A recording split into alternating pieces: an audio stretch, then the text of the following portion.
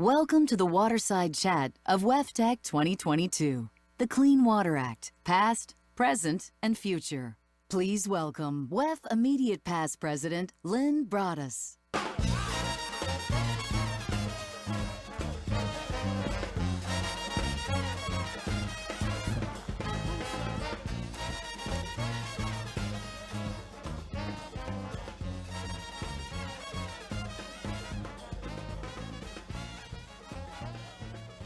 Good morning, and thank you for joining us here. It's my good fortune and pleasure to be moderating this panel discussion with two old friends reflecting on the Clean Water Act, the legal framework that guides so much of the work that we do day in and day out.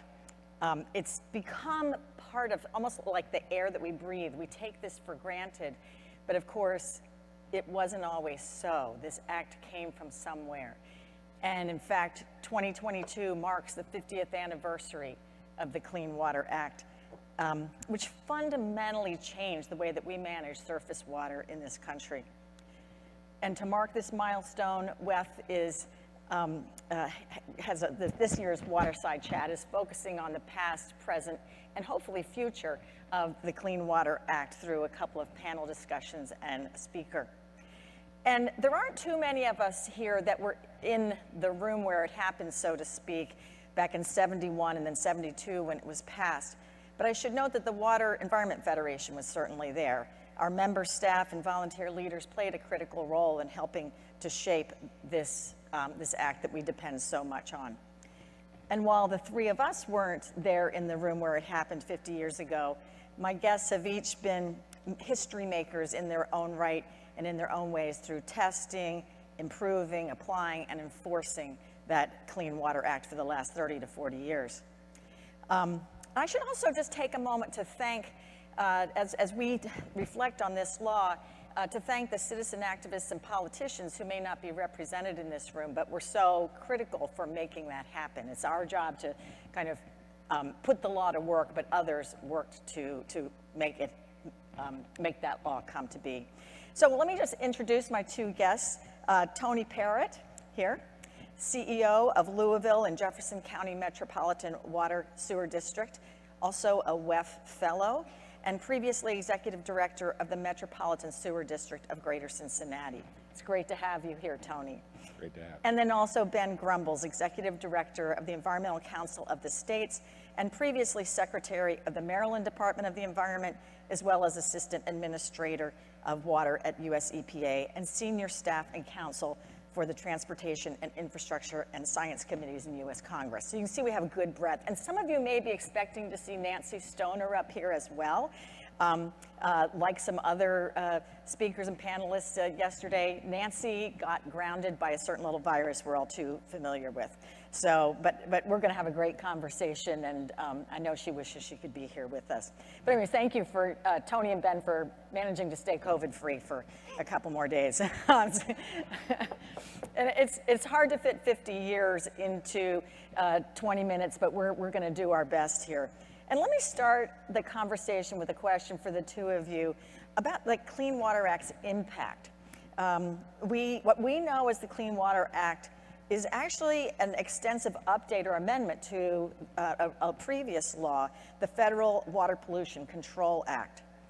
Now we had these federal laws in place before, 20 years ago, but rivers were still burning, there were major fish die-offs. Some of us remember what it was like to swim in creosote-laden waters and that sort of thing. And certainly our urban waterfronts were so repulsive that nobody wanted to live or walk down there. Why was this Clean Water Act 50 years ago so different? Why did it really turn the tide when previous laws weren't able to do that?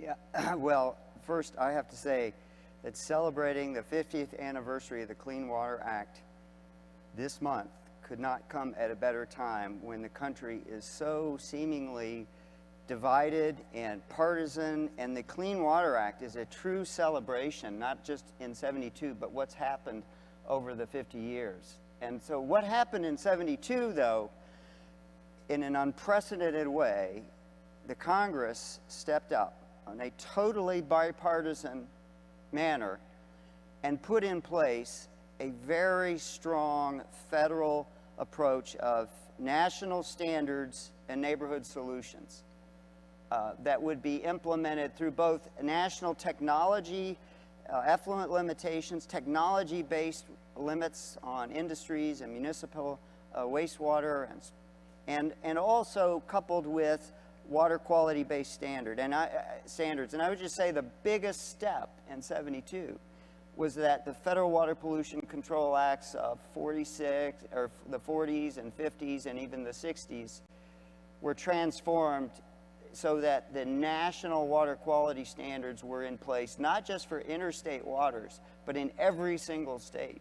So launching this cooperative federalism based on funding and regulatory and partnership strategies, that's what really started happening in '72. I agree with Ben. Your comment about, where we are today in our society. I don't even recognize our society anymore when you compare it to where we were in '72 in the early '80s. The Clean Water Act, I think, was an opportunity for collaboration with the federal government, with state government, and also the local government. Most of the impacts to streams and waterways are affecting mostly large and urban core cities. And so most of the direct dischargers under the Clean Water Act had to go through the NPDES process. And it established a level of reporting, monitoring, reporting, and enforcement. And I think that was so needed to have that federal oversight so that we could make progress in terms of dealing with some of the outdated technologies, some of the failing systems, and clean up some of the waterways, particularly those streams that our objective was to make sure that we could get to fishable, swimmable streams in our communities. And it's so important, not only for that, but for also to protect human health. And one of the things that I think is so important when you think about the Clean Water Act, it also was married with a lot of funding support for innovative technology. And so it kickstarted an opportunity for us to move forward down a path. And I think, where we are today, we'd like to see more of that partnership with the federal government to get more innovative funding opportunities to address clean water needs. You said two things that trigger me to the next question. One is just around swimmable. I was recently had the good fortune to be in Copenhagen for the International Water Association's Congress, World Water Congress, and they had an event where we were swimming in the Copenhagen harbor. Now, it was very cold, but it was clean. It was wonderful to see the vibrancy of that downtown that 20 years ago, nobody would have thought was possible. And now they have multiple waterfront areas for swimming, and the city clearly embraces it. Makes you realize anything's possible if you put your mind and your money to it. But you also mentioned technology. Now, when the Clean Water Act when they were trying to get it passed, President Nixon vetoed it at first, especially was concerned about the costs of implementation, but that was overridden and he signed it, and so here we are. I think a lot of people at the time, including probably some WEF members, thought that the rivers had enough assimilative capacity to deal with the pollution we were handing off to them, and we really didn't need to up our game. I think, thankfully, that is water under the proverbial bridge. We know that this act and technologies to really tackle pollution have made a big difference. But at the time that it was enacted, I don't know that anybody would have foreseen the transformation to our urban waterfronts and the economic revolution that has happened along the waterfronts in cities across the country due to having clean water. People are living, recreating, putting their businesses down there, and it's just transformed many of our municipalities. So what sorts of technologies that maybe couldn't have been foreseen back in 1972 have you seen really play out in terms of helping us to transform our waterfronts and our rivers everywhere? Well, back in the 1970s and the 1980s, there was a lot of treatment technology. Some of you may remember rotating biological contactors, which was called RBC technology. That technology was very big back in the 70s and 80s, and it was classified as innovative technology that was actually funded by 75% grants for communities to use that technology to advance treatment and to improve nitrification and reduce ammonia. And that was very big back in the 70s and 80s. And then as you moved into the 80s and the 90s, you had more of the large oxidation ditches that were very advanced technology and the treatment train that really improved not only the solids and also the other organic loading of our facilities. We're able to see that improving the output of our biosolids programs as well.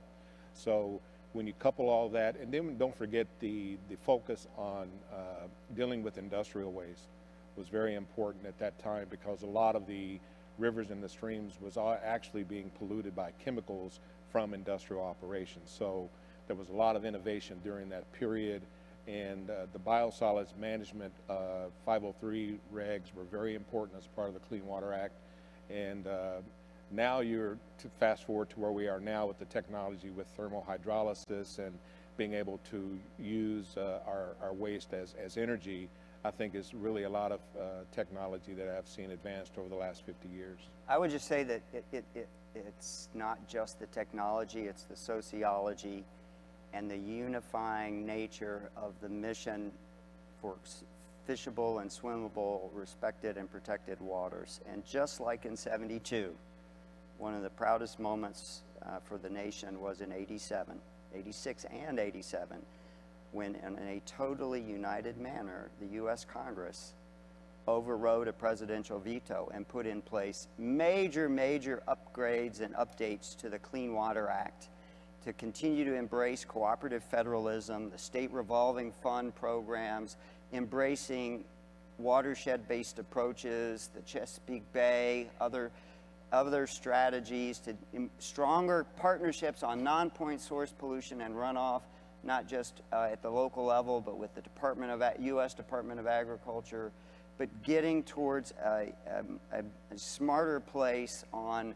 dealing with all sources of pollution using technology and bringing people together. It doesn't mean we're perfect. I mean, we're not there yet, but that was a big step forward, and I think technology, just, you know, some of the technologies on getting even more nutrients and pollutants from the wastewater treatment train can be enormously important, but they have to be coupled with a watershed-based approach throughout the whole watershed, not just at the facility, industrial or municipal, where it's discharged. The other part of that, as we moved into the early 2000s, a lot of our communities were put under consent decrees to address combined sewer overflows. Yeah. And every major urban city in America, particularly in the Midwest and the East, is under a consent decree to deal with those large programs. And we're spending billions of dollars in every city to address CSO mitigation. And one of the things that I think is, you know, the pollutant of concern at that time was fecal coliform.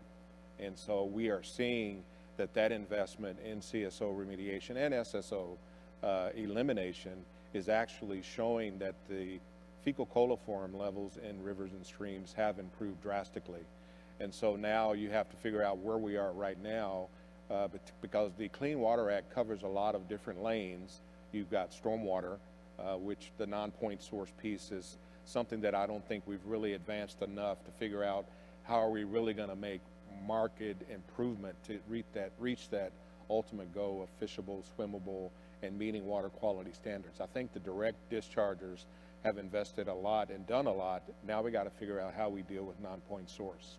Which makes me think about, you know, how technology has helped us bring down the cost of some of that compliance and cleaning. You know, think of like smart sewers and smart stormwater that helps us better manage what we have and brings down those scary costs that loom over communities. Anyway, let me just sort of help, shift us just a little bit into looking towards the future. I know we'll have a whole panel on the future, but you know, 50 years ago, they couldn't have foreseen all the challenges to the to clean water that we have in front of us now. And they also, you know, there were also very real challenges around some of the issues that they did see, but didn't have the political coalitions and will to overcome and tackle. I'm thinking sort of agriculture and that sort of thing. But if you were starting this all over again, what sorts of things would you incorporate into that Clean Water Act, or what would your magic wand accomplish?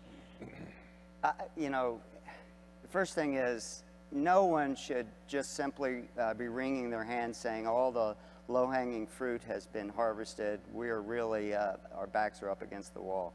Because the power of information, the digital age we're in, with modeling and remote sensing and really being able to target the stressors, the sources of pollution, the viruses, whether it's COVID or others, is really important, and that's going to help hopefully lead towards technology and watershed-based solutions. So, you know, in recognizing the Clean Water Act is one of many federal national environmental laws, is really create a platform for information and innovation and partnerships. I would, you know, simply say that the Clean Water Act of tomorrow really needs to embrace the watershed approach. That means taking some risks because you're working with new partners, and you need to create incentives. So the Act is it may never truly regulate groundwater or regulate non-point source in the way it does point source.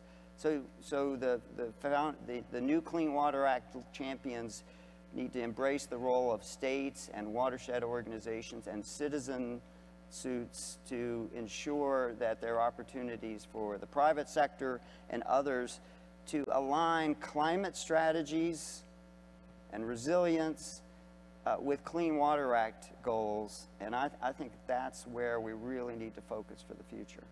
You know, one of the things that I would like to advocate for is that we continue to have the same level of collaboration between the federal level and the regional level of EPA.